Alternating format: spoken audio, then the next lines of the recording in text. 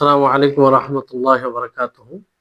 إن الحمد لله نحمده ونستعينه ونستغفره ونعوذ بالله من شرور أنفسنا وسيئات أعمالنا. من يهده الله فلا مضل له ومن يضلله فلا هادي له، وأشهد أن لا إله إلا الله وحده لا شريك له، وأشهد أن محمدا عبده ورسوله. أما بعد،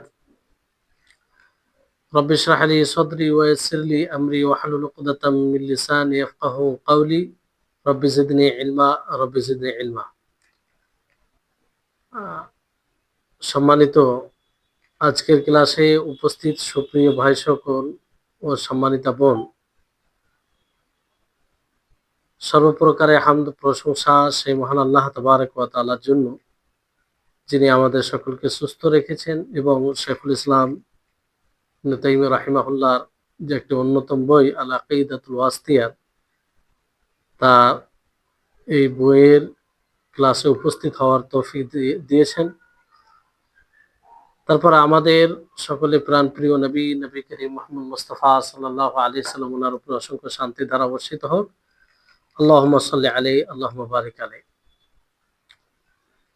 সম্মানিত উপস্থিতিগণ, আমাদের আলোচনা সেই কিয়ামতে কুবরা তথা আখিরাতে কি কি ঘটবে তা নিয়ে চলছিল, এ বিষয় চলমান ছিল।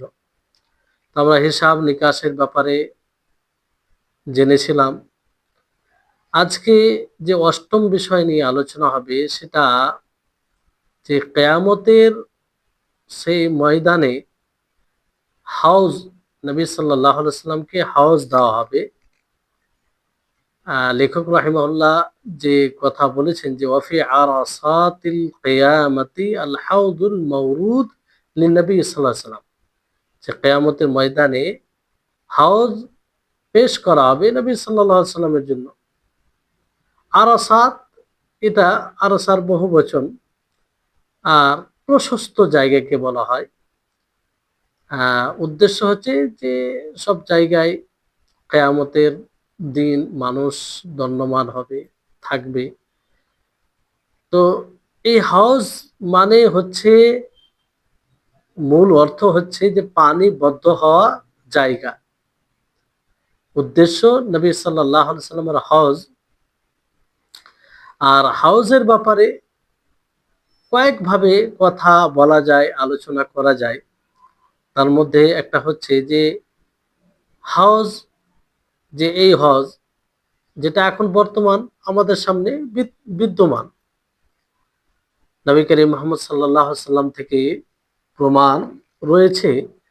নবী সাল্লাল্লাহু আলাইহি সাল্লাম খুতবায় বলেন সাহাবীদেরকে সম্বোধন করে যে ওয়া ইন্নী ওয়াল্লাহি লা আনজুরু ইলা হাউযিল আন, যে আল্লাহর কসম আমি আমার হাউজকে দেখছি, দৃষ্টিপাত দেখছি। হাদিস সহিহ বুখারী সহিহ মুসলিমের হাদিস। আর নবী সাল্লাল্লাহু আলাইহি সাল্লাম থেকে এইভাবেও প্রমাণ আছে যে তিনি বলেন যে ওয়া মিম্বারি আলা হাউদি, যে আমার মেম্বার আমার হাউজের উপরে রয়েছে। তা হাউজ মানে কি বলা হলো, যে পানি, জায়গা। নবী সাল্লাল্লাহু আলাইহি সাল্লামকে যে হাউজ দেওয়া হবে সেটা। তো এখানে সম্ভাবনা রয়েছে যে ওই জায়গায় তো হয়তো হজ রয়েছে, নবী সাল্লাল্লাহু আলাইহি সাল্লামের মেম্বার যেখানে রয়েছে মসজিদ নববীতে, কিন্তু আমরা দেখতে পাই না, কারণ এটা গায়বী বিষয়, অদৃশ্য বিষয়। আর এটাও সম্ভব রয়েছে যে এই মেম্বার মানে রাখা হবে কিয়ামত দিবসে হাউজের উপরে, হাউজের উপরে এই মেম্বারকে কিয়ামত দিবসে রাখা হবে। ফলে নবী সাল্লাল্লাহু আলাইহি সাল্লাম বলেছেন যে আমার এই মেম্বার হাউজের উপরে রয়েছে।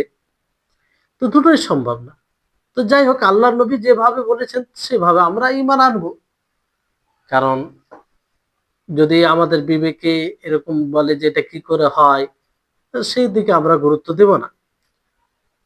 তাহলে এটা একটা হাউজের ব্যাপারে এই ধরনের রাসূল সাল্লাল্লাহু আলাইহি সাল্লাম থেকে হাদিস প্রমাণিত। দ্বিতীয় হচ্ছে যে হাউজে দুটি পাইপ থাকবে কাউসার থেকে, সেটা সে দুটি পাইপ আসবে, দুটি নালী আসবে। আর কাউসার একটা বড় নাহার, যেটা নবী সাল্লাল্লাহু আলাইহি সাল্লামকে জান্নাতে দেওয়া হবে, আর সেটা এই হাউজের দিকে আসবে, মানে যে হাউজটা নবী সাল্লাল্লাহু আলাইহি সাল্লামকে দেওয়া হবে। তো এইভাবেও রয়েছে যে কাউসার থেকে দুটি নালী কিংবা পাইপ আহ, মানে আসবে, যেটা হাউজের দিকে সেই কাউসার থেকে আসবে। এরকম ভাবেও হাদিসে প্রমাণিত,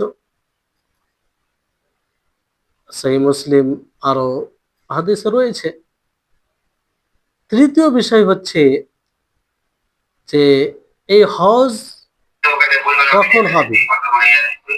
হজ ফুলসেরাত অতিক্রম করার পরে, ফুলসেরাত অতিক্রম করার পরে, মানে ফুলসেরাত অতিক্রম করার পূর্বে, মানে হাউজের যে সময়, যে সময় নবী সাল্লাল্লাহু আলাইহি সাল্লামকে হজ দেওয়া হবে, সেটা কোন সময় হবে? পুলসিরাতের আগে, মানে পুলসিরাত অতিক্রম করার পূর্বে। কারণ মানে তার আগে হাউজের, মানে এটা উপযুক্ত সময় নবী, কারণ ওই সময় মানুষ আহ, প্রয়োজন থাকবে পান করার কিয়ামত দিবসে। সেই সময় পুলসিরাত অতিক্রম করার পূর্বে মানুষ পান করা প্রয়োজন মনে করবে। ফলে এই হজ যে সময় দেওয়া হবে সেটা পুলসিরাত অতিক্রম করার পূর্বে। আর চতুর্থ বিষয় হচ্ছে যে এই হজে একমাত্র যারা মুমিন হবে, আল্লাহ এবং তার রাসূলের উপরে বিশ্বাস স্থাপন করে থাকবে, তারাই এই হজ থেকে উপকৃত হতে পারবে। অর্থাৎ যারা রাসূল সাল্লাল্লাহু আলাইহি সাল্লামের দেওয়া শরীয়ত অনুযায়ী জীবনযাপন করে থাকবে, তারাই এই আখেরাতের এই হজ দ্বারা উপকৃত হবে। যারা এই দুনিয়াতে শরীয়ত অনুযায়ী জীবনযাপন করবে না, রাসূল সাল্লাল্লাহু আলাইহি সাল্লামের অনুসরণ করবে না, তার আনুগত্য করবে না, তারা সেই আখেরাতকে যে হজ নবী সাল্লাল্লাহু আলাইহি সাল্লামকে দেওয়া হবে তা দ্বারা উপকৃত তার হতে পারবে না, তথা তারা সেই হজ থেকে পানি পান করতে পারবে না, আল্লাহ নবী তাদেরকে পানি পান করাবে না। এই জন্য সালাফগণ বলেন, ওলামাগণ বিদ্বানগণ বলেন যে দুটি হজ রয়েছে, যে দুনিয়ার একটি হজ আর আখেরাতের একটি হজ। যে দুনিয়ার হজ থেকে নিজেকে উপকৃত করবে, নিজেকে সজ্জিত করবে, সেই হজ অনুযায়ী জীবন যাপন করবে, তথা কোরআন ও হাদিস, আল্লাহ তাবারক ওয়া তাআলা কিতাব কোরআন ও রাসূল সাল্লাল্লাহু আলাইহি সাল্লামের হাদিস, তার কথা কর্ম হাদিস, এই অনুযায়ী এই হজ দ্বারা যারা নিজেকে উপকৃত করবে দুনিয়াতে, তারা আখেরাত, আখেরাতে যে হজ নবী সাল্লাল্লাহু আলাইহি সাল্লামকে দেওয়া হবে সে হজ দ্বারা তারা উপকৃত হবে। এই জন্য আপনারা শুনেছেন যে ওই হজ থেকে তাদেরকে বিতাড়িত করা হবে, ধিক্কার জানানো হবে যারা নিজ ইচ্ছাকৃত ভাবে ইবাদত করে থাকে, ইচ্ছা মতো নবী সাল্লাল্লাহু আলাইহি সাল্লামের পদ্ধতিকে উপেক্ষা করে নতুন নতুন পদ্ধতি তৈরি করে ইবাদত করে থাকবে, তাদেরকে আল্লাহ নবী ধিক্কার জানাবে, তাদেরকে হজের পানি পান করাবেন না। তাহলে সে হজ দ্বারা তারাই উপকৃত হবে যারা মুমিন থাকবে, যারা এই দুনিয়াতে আল্লাহ তাবারক ওয়া তাআলার দ্বীন কে নিজের জীবনে বাস্তবায়ন করবে, আর সেটা নবী সাল্লাল্লাহু আলাইহি সাল্লামের পদ্ধতি অনুযায়ী, তার হাদিসকে সামনে রেখে। পঞ্চম বিষয় হচ্ছে যে সেই হজের পানি কেমন হবে, সেটাও হাদিসে এসেছে। লেখক রাহিমাহুল্লাহ বলেন যে সেই হজের পানি হবে দুধের দুধের চেয়ে সাদা। দুধের চেয়ে, যে দুধ আমরা দেখি সেটা সাদা, ধবধবে সাদা, তার চেয়ে সাদা থাকবে। আসাদ্দু বায়াদান মিনাল লাবান, যে দুধের চেয়ে সাদা, এটা রঙের দিক দিয়ে, কিন্তু স্বাদ সেটা সুস্বাদু হবে। হাদিসে বলা আছে ও আহলা মিনাল আসল, মধুর চেয়ে সুস্বাদু। কিন্তু মনে রাখবেন, পরকালে যেগুলো বিষয় বলা হয় পরকালের ব্যাপারে, সেটা জান্নাত হোক কিংবা আখেরাতের জীবনে, সে সেইগুলো সম্পর্কে যেগুলো দুনিয়ার নামের সাথে উদাহরণ দেওয়া হয়, কেবল নাম এটা বলা হয় মানুষ যাতে বুঝতে পারে। বাকি সে মানে এই দুধে মানে এখানকার মধু এর চেয়ে সুস্বাদু, মানে এই মধু যা আছে মানে তার চেয়ে অতি প্রিয়, তার চেয়ে সুস্বাদু হবে। আর সুগন্ধি কেমন হবে? মুস্কের সুগন্ধির চেয়ে বেশি মানে এর সুগন্ধ হবে, যেমন হাদিসে প্রমাণিত রয়েছে। তো এই হচ্ছে বিষয়। তাহলে পঞ্চম বিষয়, সেই হাউজের পানির রং কেমন হবে, সে হাউজের স্বাদ কেমন হবে পানির, তারপরে তার সুগন্ধি মানে তার গন্ধ, খুশবু কেমন হবে, সেটা এগুলো সবগুলোর উপরে ঈমান আনতে হবে, যেহেতু এগুলো হাদিসে প্রমাণিত। 6 নম্বর বিষয় হচ্ছে তার বাসন সম্পর্কে, যে যেটা হাদিসে এসেছে, লেখক রাহিমাহুল্লাহ তিনি বলছেন যে আনিয়াতুহু আদাদু নুজুমিস সামা, তার বাসন পত্র যা দ্বারা পানি পান করবে কিংবা সেখানে যেগুলো থাকবে, আসমানি আসমানের নক্ষত্রের সংখ্যা যেমন রয়েছে এতগুলো থাকবে, অসংখ্য অসংখ্য থাকবে। তো এইভাবে হাদিসে এসেছে আনিয়াতু কানুজুমিস সামা। আর এটা এরকম নয় যে আসমানে যতগুলো তারা নক্ষত্র রয়েছে অতগুলো থাকবে, না, ওই রকম ভাবে থাকবে অসংখ্য, যেমন তারা আমরা গুনতে পারি না। মানে কানুজুম ইসামা বলতে এটা সংখ্যাত হতে পারে, আর বিবরণও হতে পারে, যে আলোর মতো আলো দিবে এবং চমকাবে, যেমন তারা নক্ষত্র আমরা দেখি, হ্যাঁ, উজ্জ্বল মানে চমকানো, ওই রকম ভাবে মানে সেই বাসনপত্র, সেই পাত্রগুলো ওরকম হবে। সপ্তম বিষয় হচ্ছে যে এই হজের কিছু লক্ষণ, লেখক রাহিমাহুল্লাহ তিনি বলেন যে মাইয়াশরাবু মানে তার প্রভাব কি পড়বে, যারা এই হজের পানি পান করার সৌভাগ্য তা লাভ করবে। লেখক রাহিমাহুল্লাহ বলেন মাইয়াশরাবু মিনহু শুরবাতান, যে মানে কি পান করবে, পানি পান করবে,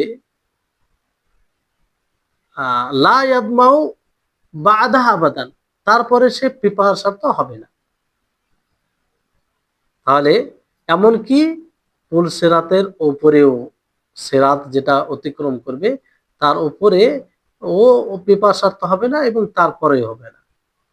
আখেরাতে জান্নাত জাহান্নামে যাওয়ার আগে সে পিপাসার্ত হবে না, সে পানির এটা বৈশিষ্ট্য। এটা আল্লাহ তাবারক ওয়া তাআলার হিকমা, যে যে ব্যক্তি মানে শরীয়ত দ্বারা নিজেকে সজ্জিত সজ্জিত করবে, শরীয়ত থেকে উপকৃত থাকবে, সে দুনিয়াতেও সে ক্ষতিগ্রস্ত হবে না এবং আখেরাতে আল্লাহ তাবারক ওয়া তাআলা তাকে এইভাবে সম্মানিত করবেন, নবীর হাত দ্বারা তাকে পানি পান করাবে।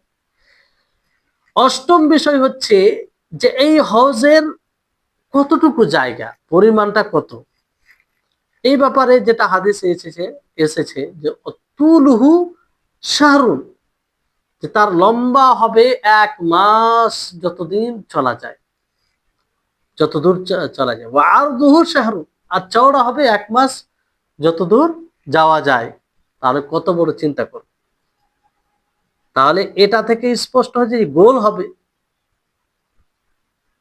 হবে যেহেতু বরাবর, মানে লম্বার দিক দিয়ে চওড়ার দিক দিয়ে, আর চারো দিক দিয়ে এরকম হবে।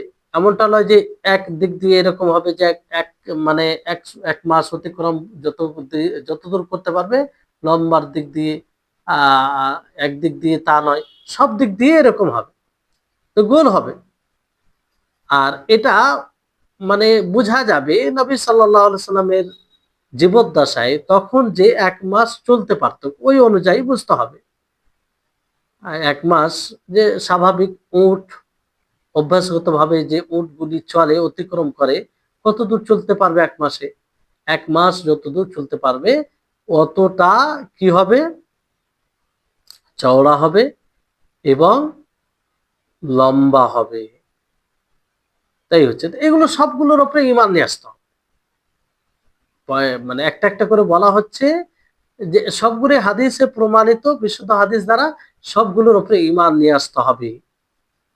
আর নবম যেটা বিষয় হজের সম্পর্কে, যে এই হজ কি অন্য আম্বিয়াদের জন্য থাকবে? সমস্ত আম্বিয়াদের জন্য এরকম হজ থাকবে না শুধু নবী সাল্লাল্লাহু আলাইহি সাল্লামের জন্য? তো জবাব এর উত্তর বলা যেতে পারে যে হ্যাঁ, সমস্ত নবীর জন্য থাকবে। যদিও এই ব্যাপারে কথা রয়েছে। কারণ হাদিসে রয়েছে ইন্না লিকুল্লি নাবিয়্যিন হাওদান, যে প্রত্যেক নবীর জন্য হাউজ রয়েছে। কি রয়েছে? হাউজ রয়েছে।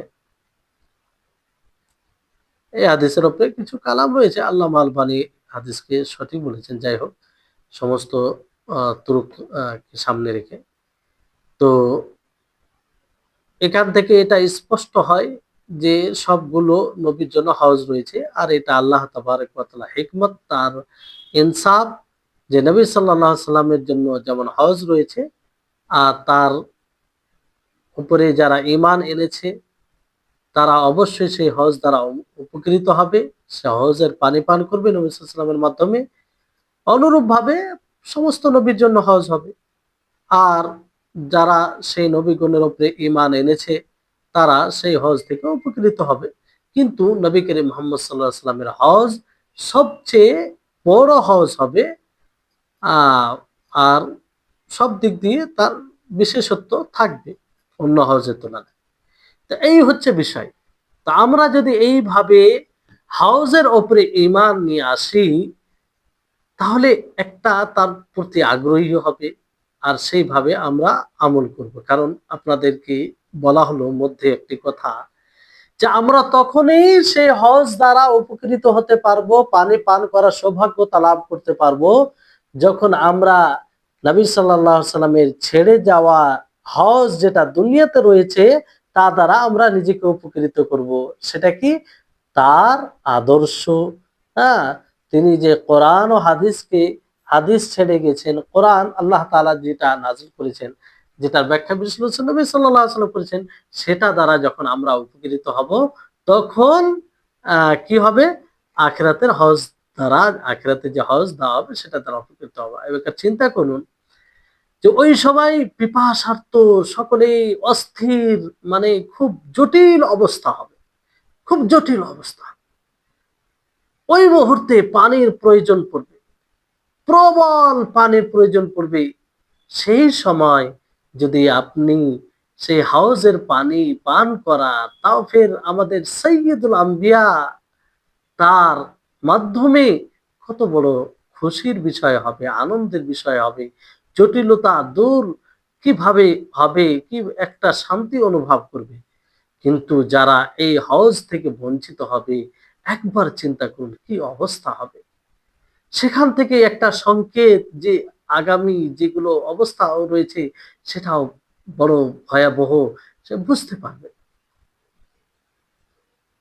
তো আমরা সকলেই চেষ্টা করব যাতে নবী সাল্লাল্লাহু আলাইহি সাল্লামের যে এই হজ যেটা দেওয়া হবে সেটা দ্বারা আমরা উপকৃত হতে পারি। আর তার জন্য আমরা দুনিয়াতে শরিয়া অনুযায়ী তার নবী সাল্লাল্লাহু আলাইহি সাল্লাম যে দিন ছেড়ে গেছেন সেই দিন অনুযায়ী চলতে পারি। তো এই হচ্ছে বিষয়। তারপরে ৯ নম্বর বিষয় হচ্ছে যে কিয়ামত দিবসে সিরাত। সিরাত, পুল সিরাত যাকে আমরা বলি, লেখক রাহিমাহুল্লাহ তিনি বলেন যে অস-সিরাতু মানসুবুন আলা মাতনি জাহান্নামা ওয়া হুয়াল জিসরুল্লাযী বাইনাল জান্নাহ ওয়ান নার। যে সিরাত রাস্তা, তরিক যেটা জাহান্নামের উপরে থাকবে। আর সেটা এমন সেতু হবে যেটা জান্নাত ও জাহান্নামের মাঝে হবে, জান্নাত ও জাহান্নামের মাঝে হবে। ওলামাগণ সেই সিরাত, পুল সিরাত বলেন, সিরাত নিয়ে এটা দ্বিমত করেছেন, কেমন হবে, কেমন হবে এই ব্যাপারে নিয়ে ওলামাদের মধ্যে মতভেদ রয়েছে। কিছু ওলামাগণ, বিদ্বানগণ বলেন যে এটা একটা প্রশস্ত পথ হবে, যার ওপর দিয়ে মানুষ অতিক্রম করবে তাদের আমল অনুযায়ী, তাদের আমল অনুযায়ী আহ অতিক্রম করবে। কারণ যে সিরাত শব্দ, যার যেটা অর্থ বলা এটাই, যে রাস্তা একটা।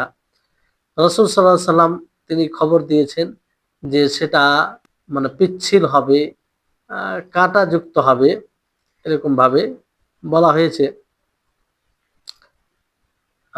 দাহাদ মানে দাহাদুন মাজিলাতুন এভাবে বলা হয়েছে। আর এটা বলা হয় যে এটা প্রশস্ত রাস্তাতেই হবে, প্রশস্ত রাস্তাতে হবে, আর যেটা সংকীর্ণ রাস্তা সেটা পিচ্ছিল হবে। জি।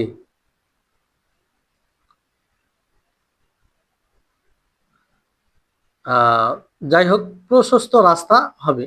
আর কিছু ওলামাগণ এটা বলেছেন যে একদম সরু রাস্তা হবে, একদম সরু রাস্তা হবে। আবু সাঈদ খুদরি রাদিয়াল্লাহু তাআলা আনহুর হাদিসে এইভাবে এসেছে, যে ইমাম মুসলিম রিওয়ায়াত করেছেন যে আন্নাহু আদাক্কু মিনাশ শাআর, যে সেটা চুলের চেয়েও সরু হবে। ওয়া আহাদ্দু মিনাস সাইফ, তলোয়ারের চেয়ে ধারালো হবে। আল্লাহুল মুস্তাআন। এই হবে পুলসিরাত, যে চুলের চেয়ে সরু হবে আর তলোয়ারের চেয়ে ধারালো হবে।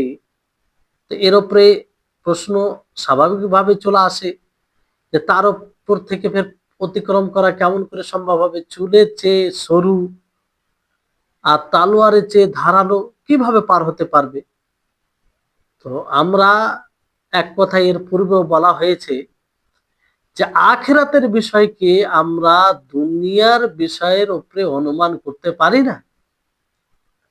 যেমন দুনিয়াতে চুলের থেকে সরু যদি হয় আর তালোয়ারের চেয়ে ধারালো হয়, তাহলে কি দুনিয়াতে এটা অতিক্রম করা সম্ভব, পার হওয়া সম্ভব নয়? আর এই জন্য এই দুনিয়াতে সম্ভব নয়, আমাদের সামনে যেটা হচ্ছে সেটাকে দেখে সম্ভব নয় আসলে। এই জন্য কি আমরা আখেরাতে বলবো যে আখেরাতেও সম্ভব নয়? না, আখেরাতের বিষয় আখেরাতের, সেটাকে আমরা দুনিয়ার কোনো জিনিসের উপরে অনুমান করতে পারি না। আল্লাহ তাআলা প্রত্যেকটা জিনিসের উপরে কাদির, তিনি শক্তিশালী।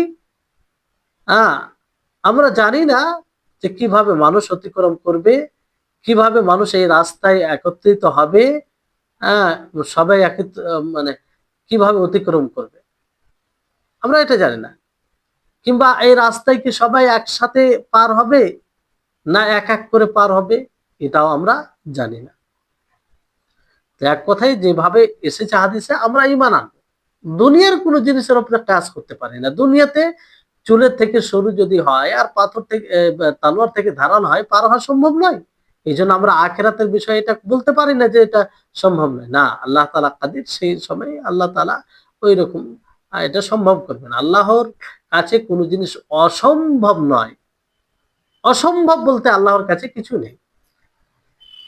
তো এই হচ্ছে বিষয়।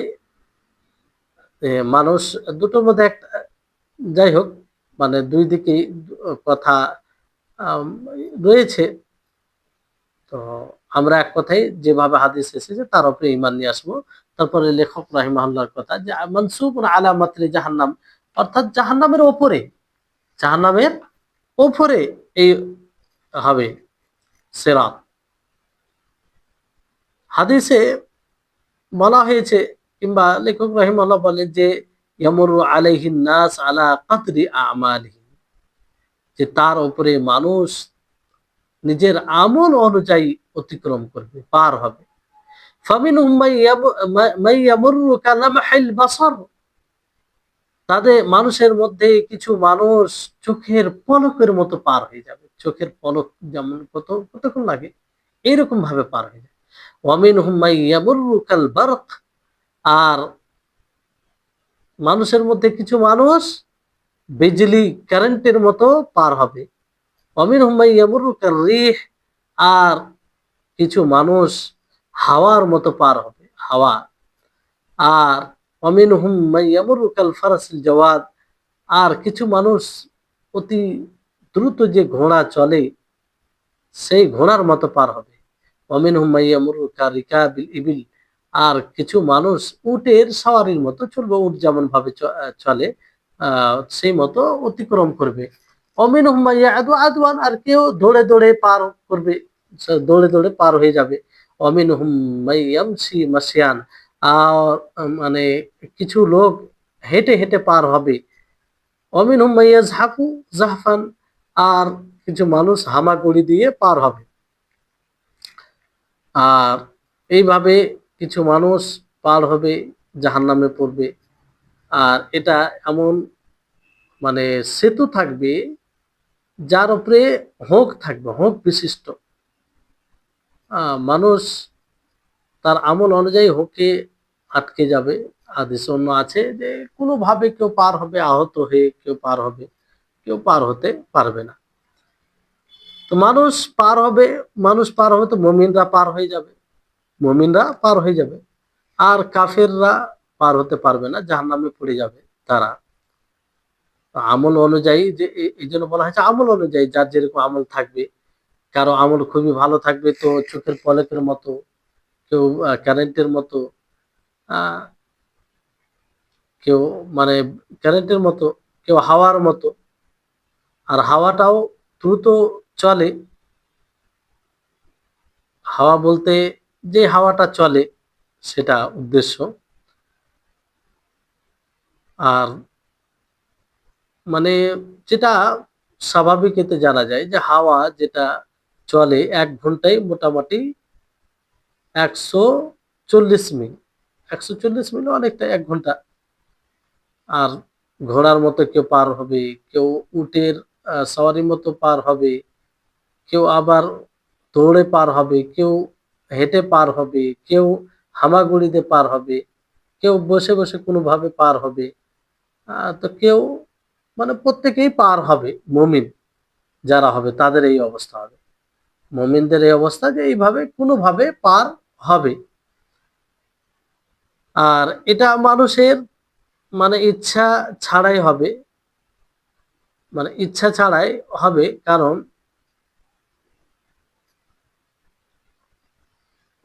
ইচ্ছা ছাড়া হবে।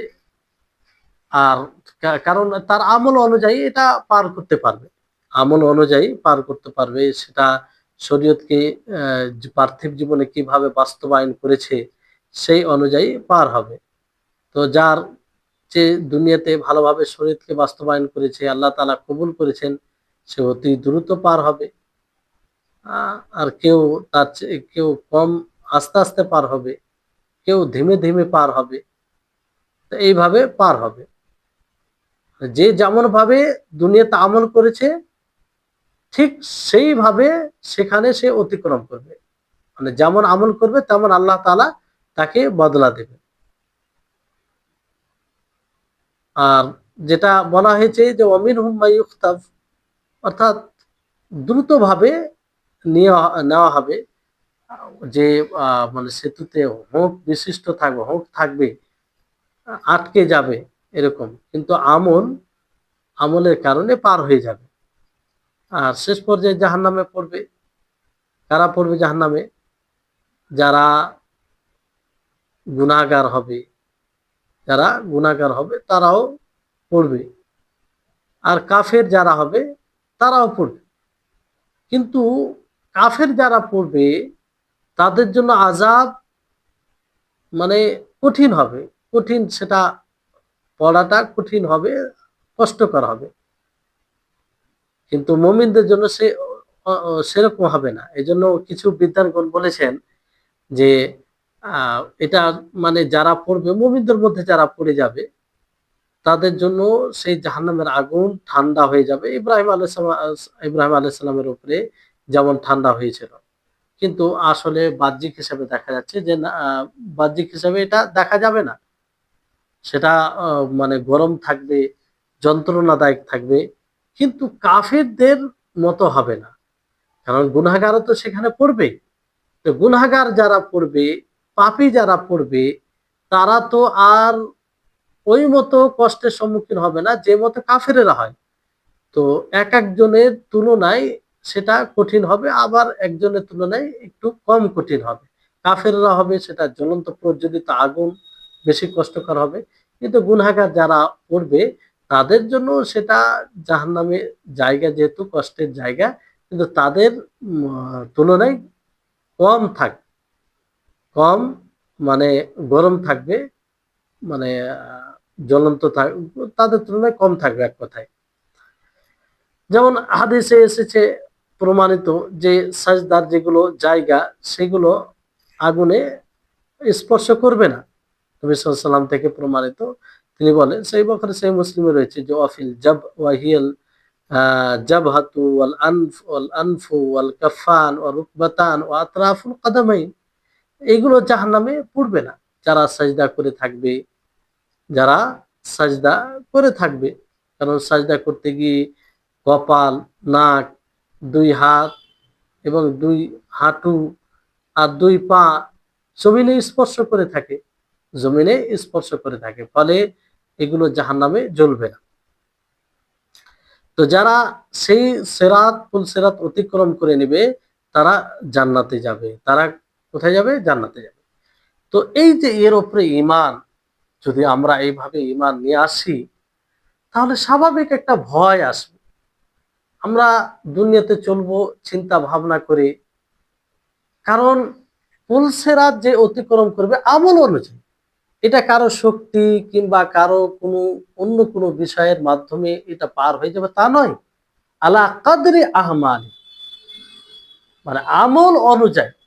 এজন্য যার আমল খুবই ভালো হবে কারেন্টের মতো পার হবে, কেউ হাওয়ার মতো পার হবে, কেউ ঘোড়ার মতো পার হবে, কেউ দৌড়ে পার হবে, কেউ চলে পার হবে, কেউ কোনোভাবে পার হবে, মানে যার যেমন আমল থাকবে। তাহলে যদি আমরা সেই যেটা চুলের চেয়ে সরু থাকবে, তালোয়ারের চেয়ে ধারালো থাকবে, সেটাতে যদি পার হতে চাই, তো আমরা কি করব? দুনিয়াতে ভালো আমল করব, দুনিয়াতে ভালো আমল করব। এটা শুধু আশা করে হবে না, বরং ভালো আমল করে সেই সিরাত পার হওয়া যাবে। জি, তো এই হচ্ছে বিষয়। তো তারপরে লেখক রাহিমাহুল্লাহ তিনি বলেন, ফাইদা আবারু আলাইহি, সেটা যখন অতিক্রম করবে, ওয়াকিফু আলা কানতারাতিন বাইনাল জান্নাহ ওয়ান নার, তো তাদেরকে জান্নাত ও জাহান্নামের মাঝে একটা সেতুতে দাঁড় করানো হবে। সেতু মানে একটা পুল, মানে ব্রিজ বলতে পারেন, যে সেখানে দাঁড় করা হবে। কারণ এটা ছোট হবে, কিন্তু এটা ছোট হবে, আর এটা নহর ধরেন পানির ওপরে হবে। তো ওলামাগণ এই সেতুর ব্যাপারে মানে ইখতিলাফ করেছেন, দ্বিমত করেছেন, যে এটা কি সেই সেতুর প্রান্ত হবে যেটা জাহান্নামের উপরে হবে, অথবা না এটা স্বতন্ত্র একটা সেতু হবে, স্বতন্ত্র একটা কান্তরা হবে। তো এখানে সঠিক বিষয় হচ্ছে যে আসল আমরা এটা বুঝবো কোনটা স্বতন্ত্র হবে না জাহান্নামের উপরে, সেটা বিষয় নাই। যে মানুষ তার উপরে দাঁড় হবে, এটা আসল বিষয়। এটা বুঝতে হবে, তার উপরে ঈমান নিয়ে আসতে হবে। জি, তারপরে সেখানে কি হবে? যে আহ, একজন আরেকজনের কাছে মানে একজন আরেকজনের কাছ থেকে কেসাস নেবে, বদলা নেবে। আর এটা পূর্বে যে কেসাসের কথা বলা হয়েছে, সে কেসাস নয় যেটা কিয়ামত দিবসে হবে। এটা কেসাস, বিশেষ একটা কেসাস, বদলা নেওয়া। সেটা কি? যাতে মানুষের হৃদয় থেকে হিংসা, মানুষের হৃদয় থেকে ঘৃণা, বুগজ, এটা দূর হয়ে যায়। মানুষের হৃদয় পরিষ্কার পরিচ্ছন্ন হয়ে যায়, কারো ব্যাপারে কিছু যাতে না থাকে। এই জন্য মানে পবিত্র করার জন্য, কালবে সালিম যেন অর্জন করে নেয়, এই জন্য যাতে হৃদয়ে কোনো প্রকারের বক্রতা, কোনো প্রকারের এরকম আপত্তিকর বিষয় না থাকে। আর এটা কোথায় হবে? সেতুটা, ছোট সেতু, এটা কোথায় হবে? কান্তারা জান্নাত ও জাহান্নামের মাঝে। যাতে মানে হৃদয়ে যেগুলো আছে সেগুলো বের হয়ে যায়। আপত্তিকর বিষয়, হিংসা হোক, বিদ্বেষ হোক, ঘৃণা হোক, যাই হোক, এগুলো বের হয়ে যাবে। আর জান্নাতে পরিষ্কার পরিচ্ছন্ন হয়ে যায়। যেমন আল্লাহ তাআলা বলেন, ওয়ানাযা'না মা ফি সুদুরিহিম মিন গিল্লিন ইখওয়ানান আলা সুরুরিম মুতাকাবিলিন।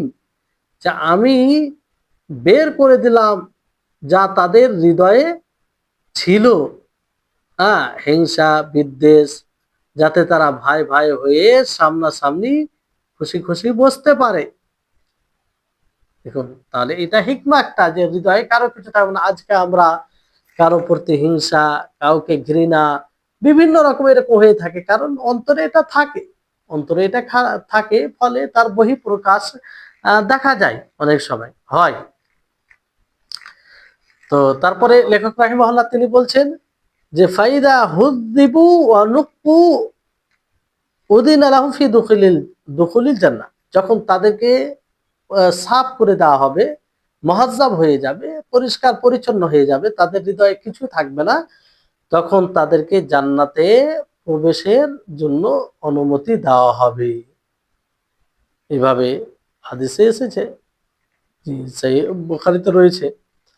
তো যখন তারা মুহাজ্জাব বলতে একদম ঠিকঠাক হয়ে যাবে, হৃদয়ে কিছু থাকবে না, আহ মানে হৃদয়ে যে শত্রুতা থাকে, ঘৃণা থাকে, তা থেকে একদম হৃদয়কে পরিষ্কার পরিচ্ছন্ন করবে, তো আল্লাহ তাআলা তখন তাদেরকে জান্নাতে প্রবেশ হওয়ার অনুমতি দিবেন। আর যখন জান্নাতে যাওয়ার অনুমতি পাবে, তখন সেখানে কিন্তু দরজা উন্মুক্ত পাবে না। জান্নাতে যাওয়ার অনুমতি তো পাবে, কিন্তু দরজা লাগা থাকবে, দরজা উন্মুক্ত থাকবে না। তখন নবী সাল্লাল্লাহু আলাইহি ওয়াসাল্লাম আল্লাহর কাছে সুপারিশ করবেন তাদের জন্য। জান্নাতের দরজা খোলার দিক দিয়ে আল্লাহ নবী কি করবেন?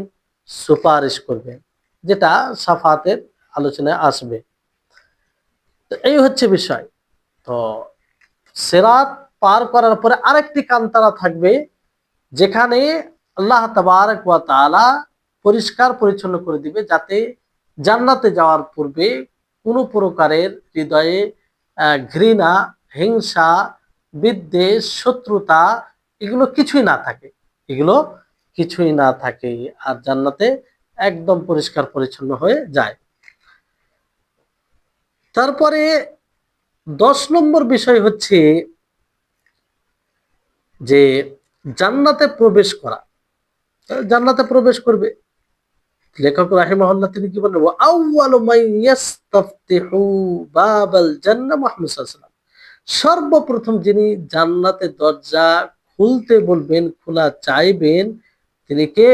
মুহাম্মদ সাল্লাল্লাহু আলাইহি ওয়াসাল্লাম। এর দলিল কি? নবী সাল্লাল্লাহু আলাইহি সাল্লাম বলেন যে আনা আউয়ালু শাফিঈন ফিল জান্নাহ, আমি সর্বপ্রথম সুপারিশকারী হব জান্নাতে। অন্য শব্দতে এইভাবে আছে যে আনা আউয়ালু মান ইয়াকরাউ বাবাল জান্নাহ, যে मैं पहला हूंगा, মানে আমি সর্বপ্রথম জান্নাতের দরজাতে আওয়াজ দেব। আমি সর্বপ্রথম জান্নাতে দরজায় আওয়াজ দেব। তো এই হচ্ছে বিষয়। তারপরে অন্য শব্দে এইভাবে আছে যে আতি বাবাল জান্নাহ ইয়াউমাল কিয়ামা ফাআস্তাফতিহু ফায়াকুলুল খাজিন মান আনতা ফাআকুলু মুহাম্মদ ফায়াকুলু বিকা উমিরতু লা আফতাহু লি আহাদিম মিন ক্বাবলিকা। যে আল্লাহ নবী বলে যে আমি জান্নাতের দরজায় আসবো, নিকটে আসবো কিয়ামত দিবসে, আর আমি জান্নাতের দরজা খুলতে বলবো, তো খাজিন, দায়িত্ব যে ফারিস্তা থাকবে, সে বলবে মান আনতা, আপনি কে? তো নবী সাল্লাল্লাহু আলাইহি ওয়াসাল্লাম তিনি বলছে যে আমি বলবো মুহাম্মদ, আমি মুহাম্মদ। ফায়াকুল, তখন সেই ফারিস্তা বলবে যে বিকা উমিরতু, আমাকে আদিষ্ট করা হয়েছে যে আপনার মাধ্যমে এই জান্নাতের দরজা খোলা হবে। আপনার পূর্বে কারো জন্য আমি জান্নাতের দরজা খুলবো না। তাহলে এইখান থেকে বোঝা যাচ্ছে যে সর্বপ্রথম যিনি জান্নাতের দরজা আহ, খোলার আবেদন করবেন, সুপারিশ করবেন, সেটা কে? তিনি কে? তিনি হচ্ছেন নবী মুহাম্মদ সাল্লাল্লাহু আলাইহি ওয়াসাল্লাম। তো তারপরে এখানে যে রাসূল সাল্লাল্লাহু আলাইহি ওয়াসাল্লামের কথা, ফাআস্তাফতিহু, মানে কি? যে আমি জান্নাতের দরজা খোলার কথা বলবো, চাইবো। তো এটা আল্লাহ তাবারক ওয়া তাআলার বিশেষ নিয়ামত মুহাম্মদ সাল্লাল্লাহু আলাইহি সাল্লামের উপরে, যে অন্য কোন নবী যাবে না, অন্য নবীকে এই বিশেষত্ব দেয়নি, শুধু মুহাম্মদ সাল্লাল্লাহু আলাইহি সাল্লাম। তো প্রথম যে সাফাত নবী সাল্লাল্লাহু আলাইহি সাল্লাম কিয়ামতের মাঠে করবেন, সেটা কিসের জন্য? কষ্টকে দূর করার জন্য, চিন্তাকে দূর করার জন্য। টেনশন, অনেক রকম চিন্তিত থাকবে, কি হবে, হিসাব কেনা হয় নাই, মানে এরকম ভাবে, এরকম বিষয় অবস্থা থাকবে। তো এই থেকে দূর করার জন্য আল্লাহ নবী কি করবেন? সুপারিশ করবেন, যেটা প্রথম সাফাত বলা হয়। আর দ্বিতীয় সাফাত হচ্ছে যে খুশি, আনন্দ অর্জন করার জন্য, যেটা মখলুকের জন্য সুপারিশ হবে। সেটা মখলুকের জন্য বলতে আহ মানে কোনো জিনিস, কোনো ক্ষতি যেটা রয়েছে সেটা দূরীভূত করার জন্য, কিংবা যেটা উপকার রয়েছে সেটাকে অর্জন করার জন্য সুপারিশ, জি, করবেন নবী সাল্লাল্লাহু আলাইহি সাল্লাম। তো কেউ জান্নাতে যেতে পারবে না, কেউ জান্নাতে যেতে পারবে না নবী সাল্লাল্লাহু আলাইহি সাল্লামের সুপারিশের পূর্বে। নবী সাল্লাল্লাহু আলাইহি সাল্লামের সুপারিশের পরেই জান্নাতে যাবে, মানে আল্লাহ নবী সুপারিশ করবেন তারপর। আর এটা সুন্নাহ দ্বারা প্রমাণিত। আল্লাহ তাবারক ওয়া তাআলা বলেন, হাত্তা ইদা জাউহা ওয়া ফুতিহাত আবওয়াবুহা, এমনকি যারা যখন তারা আসবে, তো তাদের জন্য দরওয়াজা কি করে দেওয়া হবে? উন্মুক্ত করে দেওয়া হবে, খুলে দেওয়া হবে। হাত্তা ইদা জাউহা ফুতিহাত। আর এখানে ইশারা এইদিকে, যে ফাতার পূর্বে, মানে খোলার পূর্বে আর কি, খোলার পূর্বে। আর শাফাত, এটা জাহান্নামীদের জন্য, যেমন তাদের ব্যাপারে হাত্তা ইদা জাউহা ফুতিহাত আবওয়াবুহা, যে এমনকি তারা তাদের কাছে আসবে, তাদের জন্য দরজা উন্মুক্ত করে দেওয়া হবে। জি, কারণ এটা জাহান্নামের ক্ষেত্র, দরজা খুলে দেওয়া হবে। কারণ সেটা তারা তাদের উপযুক্ত হবে, সেটার উপযুক্ত তারা হবে, মানে যারা নাফরমানি হবে, গুনাহগার হবে, তাদের ব্যাপারে এটা বিষয়। তাহলে এখান থেকে স্পষ্ট বিষয় জানতে পারলেন যে সর্বপ্রথম নবী করিম মুহাম্মদ সাল্লাল্লাহু আলাইহি ওয়াসাল্লাম জান্নাতে, মানে জান্নাতে ঢোকার, জান্নাতে দরজা খোলার সুপারিশ করবেন। তারপরে যে বিষয়টি লেখক রাহিমাহুল্লাহ বলেছেন, ওই ওর মধ্যেই, যে ওয়া আউয়ালু মা ইয়াদখুলুল জান্নাহ মিনাল উম্মাতাহু, যে সর্বপ্রথম যারা জান্নাতে প্রবেশ করবে উম্মতের মধ্যে, কার উম্মত? মুহাম্মদ সাল্লাল্লাহু আলাইহি ওয়াসাল্লাম। কি সৌভাগ্যের বিষয়, কি সৌভাগ্য আমাদের, যে আমরা মুহাম্মদ সাল্লাল্লাহু আলাইহি ওয়াসাল্লামের উম্মত হতে পেরেছি। কিন্তু বড় দুর্ভাগ্যের বিষয়, এই নেয়ামতকে আমরা মূল্যায়ন করি না, এই নেয়ামতকে আমরা উপলব্ধি করি না, একটুও ভাবি না যে আল্লাহ তাবারক ওয়া তাআলা বেশ কিছু নেয়ামত এই উম্মতকে দান করেছেন, যা পূর্বের উম্মতকে দেননি। যেমন তার মধ্যে এটা একটা, যে সর্বপ্রথম নবী সাল্লাল্লাহু আলাইহি সাল্লাম জান্নাতে যাবেন, জান্নাতের দরজা খোলার আবেদন করবেন, সুপারিশ করবেন। আর সর্বপ্রথম উম্মতের মধ্যে জান্নাতে কারা যাবেন? এই উম্মতে মুহাম্মাদিয়া, উম্মতের মধ্যে। তাহলে কত সৌভাগ্যের বিষয় এটা, এর উপরে ঈমান আনতে হবে, এটা প্রমাণিত। যেমন হাদিসে, সেই মুসলিমের হাদিসে রয়েছে, আবু হুরায়রা রাদিয়াল্লাহু তাআলা আনহু তিনি বর্ণনা করেন, যে তিনি বলেন, রাসূল সাল্লাল্লাহু আলাইহি ওয়াসাল্লাম বলেন, নাহনুল আখারুন আল আউয়ালুনা ইয়াউমাল কিয়ামা, যে আমরা আহ, শেষ এবং প্রথম কিয়ামত দিবসে, ওয়া নাহনু আউয়ালু মানে আমরা দুনিয়াতে কি, আহ কেয়ামত কেয়ামত দিবসে আমরা প্রথম থাকব, প্রথম সারিতে সব বিষয়ে, সব বিষয়ে বলতে পারো ভালো বিষয়। আর দুনিয়ার ক্ষেত্রে আমরা পিছনে, মানে সমস্ত নবীর পরে মুহাম্মদ সাল্লাল্লাহু আলাইহি ওয়াসাল্লাম এসেছেন এবং তার উম্মত এসেছেন। দুনিয়ার ক্ষেত্রে পিছে, কিন্তু আখেরাতের বিষয়ে এগিয়ে থাকবে, এগিয়ে থাকবে। জি। তারপর আল্লাহ নবী বলেন যে আমি সর্বপ্রথম, মানে নাহানু আউয়ালু মা ইয়াদখুলুল জান্নাহ, যে আমরা সর্বপ্রথম কে জান্নাতে প্রবেশ করবে? রাসূল সাল্লাল্লাহু আলাইহি ওয়াসাল্লাম। নাহানুল আখারুনা সাবিকুনা ইয়াউমাল কিয়ামা, যে আমরা তৃতীয় যারা সাবিক হবে, অগ্রগামী হবে কিয়ামত দিবসে। তো এই হচ্ছে বিষয়। এজন্য লেখক রাহিমাহুল্লাহ তিনি বলেনি যে আবওয়াবুল জান্নাহ, জান্নাতের দরজা সমূহ, কিন্তু জান্নাতের দরজা সমূহ আহ ৮টি রয়েছে, এটা প্রসিদ্ধ, সকলেই জানে। যেমন আল্লাহ তাআলা বলেন হাত্তা ইদা জাউহা ওয়া ফুতিহাত আবওয়াবুহা, এমনকি তারা এখানে আসবে তাদের জন্য দরজা উন্মুক্ত করে দেওয়া হবে। তো নবী সাল্লাল্লাহু আলাইহি ওয়াসাল্লাম যেমন বলেন যে কেউ যদি উযু করে ভালোভাবে, ইসবাগুল উযু, পরিপূর্ণতার সাথে উযু করে, আর তাশাহুদ পড়ে, তাহলে কি হবে? তাশাহুদ বলতে দোয়া, তারপরে তো তার জন্য জান্নাতের ৮টি দরজা খুলে দেওয়া হবে। তাকে বলা হয় তুমি যে যে দরজা দিয়ে ইচ্ছে তোমার প্রবেশ করো, প্রবেশ করো, এতে কোনো, যে দরজা দিয়ে চাও। তো এই যে ৮টি দরজা আমলের দিক দিয়ে, এজন্য প্রত্যেক দরজায় থাকবে, ফেরেশতা থাকবে। যেমন সলাৎ যারা পড়ে থাকবে, তো সলাতের দরজা দিয়ে তাদেরকে ডাকা হবে। যারা সাদকা করে থাকবে তাদেরকে সাদকার দরজা দিয়ে ডাকা হবে। যারা জেহাদ আল্লাহর পথে সংগ্রাম করে থাকবে তাদেরকে সেই দরজা দিয়ে ডাকা হবে। যারা সিয়াম রাখবে তাদেরকে সেই দরজা দিয়ে, রাইয়ান নামক দরজা দিয়ে ডাকা হবে। তো আমরা আমল করলে, এবার ধরুন যারা আমলই করেনি, কোনো আমলই নেই, তাদেরকে আবার কি করে ডাকবে? তারা বঞ্চিত থাকবে। তো আল্লাহ তাবারক ওয়া তাআলা কিছু লোককে মানে তৌফিক দিবেন সৎ আমলের জন্য। মানে কিছু লোককে আল্লাহ তাআলা তৌফিক দিবেন সৎ আমলের জন্য, সব রকম সৎ আমল করে থাকবে, সব রকম। ফলে তাদেরকে সমস্ত দরজা থেকে ডাক দেওয়া হবে, সমস্ত দরজা থেকে ডাক দেওয়া হবে। যেমন সেই বুখারী, সেই মুসলিমে রয়েছে, আবু হুরায়রা রাদিয়াল্লাহু তাআলা আনহু থেকে বর্ণিত, তিনি বলেন নবী সাল্লাল্লাহু আলাইহি ওয়াসাল্লাম বলেছেন মান, যে ব্যক্তি খরচ করবে আল্লাহর পথে, জি, আহ, তাকে ডাক দেওয়া হবে, তাকে জান্নাতের দরজা থেকে ডাক দেওয়া হবে, জান্নাতের যতগুলো দরজা রয়েছে সবগুলো থেকে।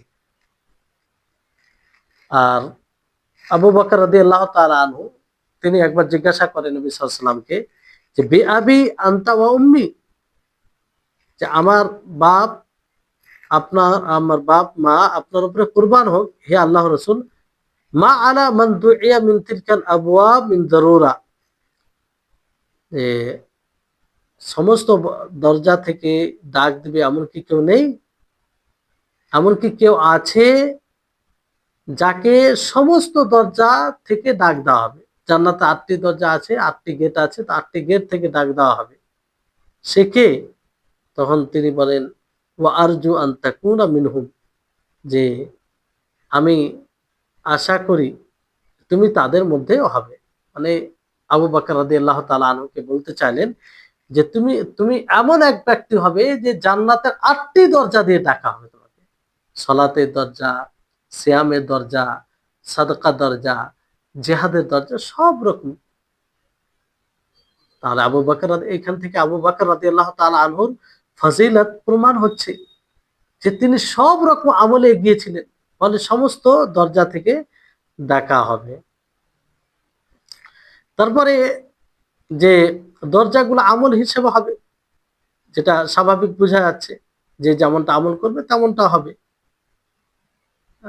এবার ধরেন কেউ কেউ তো এরকম আছে যে সব রকম আমল, যেমন একজন ব্যক্তি রোজাও রাখে, সলাতও আদায় করে, জাকাতও দেয়, সাদকাও করে, আরো বিভিন্ন সব রকম আমল করে। তো তাকে, মানে প্রায় মানুষ তো সবগুলো আমল করে থাকে, তো সবগুলো দরজা থেকে কি তার ডাক হবে? না।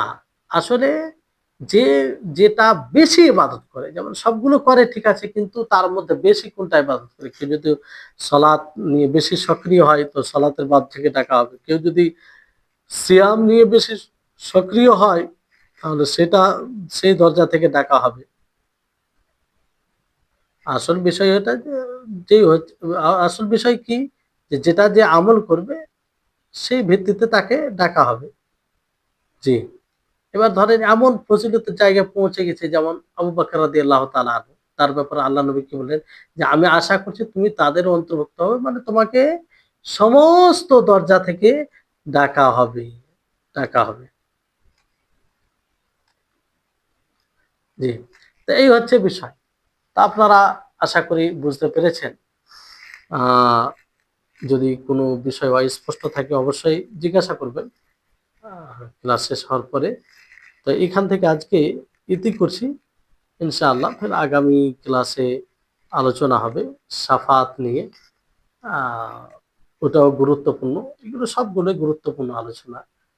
এইরকমভাবে যদি আমরা ধারণা রাখি, তার সাথে সাথে বিশ্বাস রাখি, তো অবশ্যই আমাদের পার্থিব জীবনে পরিবর্তন আসবে। আমরা আ খুব সংযত হয়ে চলবো।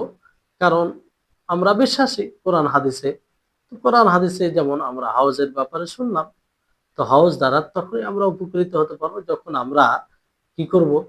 দুনিয়ার হজ মানে কোরআন হাদিস অনুযায়ী চলে থাকবো। তো অনুরূপভাবে তারপরে আমরা শুনলাম যে জান্নাতে কে যাবে, জান্নাতে কাদের জন্য আল্লাহ নবী সুপারিশ করবেন। তো এগুলো সবগুলো উপরে আমরা ঈমান নিয়ে আসবো। আল্লাহ তাআলা যেন আমাদের সকলকে তৌফিক দান করেন। জি। আসসালামু আলাইকুম ওয়া রাহমাতুল্লাহি ওয়া বারাকাতুহু।